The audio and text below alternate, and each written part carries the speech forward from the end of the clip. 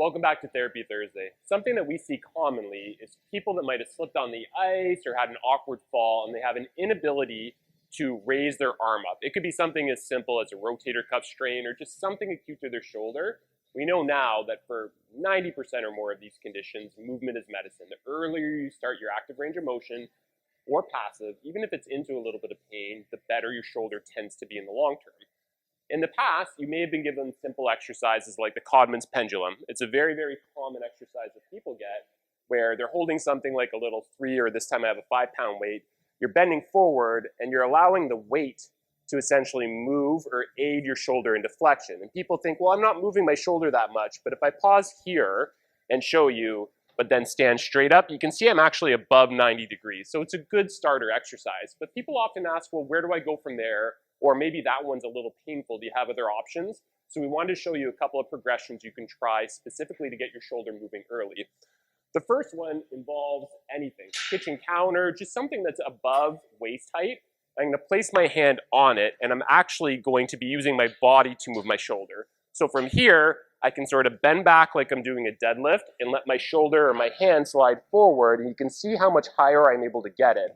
I'm not having to fight gravity. And each time, I'm able to get a nice amount of flexion on the way up and back. It's a very simple one to employ. It's the next step that we typically give people. Then we start to use a person's other arm to move the shoulder passively. With this, I'm going to grip with my thumb up and have my right arm down by my hip. And you can see from the side here, I'm going to press up with my right to move my left. I'm trying my best to have absolutely no activity go through my left arm when I'm doing this. 100% of the weight should be in my left. We do find people can struggle with this one, specifically on the way down, in terms of trying to turn their muscle off. So yet another progression or an alternative to that one to make it or keep it passive is to use something strung over something like a shower rod. This time I've got a skipping rope. It could be a rope belt, darn near anything.